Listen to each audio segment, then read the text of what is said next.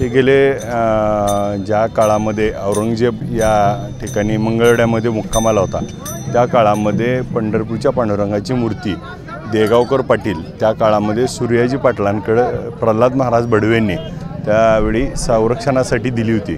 आणि 2 ऑक्टोबर 1695 ते 1699 अशी 4 वर्ष 11 दिवस ती मूर्ती देगावला आपल्या वाड्यामध्ये होते सूर्याजी पाटलाची. आता मी 13वी पिढी आणि मग हा उत्सव गेले 20 वर्ष आम्ही सुरू केला आहे. या उत्सवाच्या माध्यमातून सर्व लोकांना या गोष्टीची माहिती मिळाली पाहिजे. मग तळघरामध्ये वाड्यामध्ये आणि त्या ठिकाणी विहिरीमध्ये ती मूर्ती संरक्षणाचा त्या ठिकाणी ठेवली होती आणि त्यावेळी समस्त देगावकर ग्रामस्थांनी त्यामध्ये कॉन्ट्रीब्युशन केलं होतं आणि त्यांच्या सगळ्याच्या ह्याच्यातून ही मूर्ती त्या ठिकाणी संरक्षण करण्यात आली होती. किती वर्षापासून ही आता गेले 20 वर्ष आम्ही हे वद्यपंचमीला त्या ठिकाणी देव आले होते म्हणून हा विठ्ठल रुक्मिणी संरक्षण उत्सव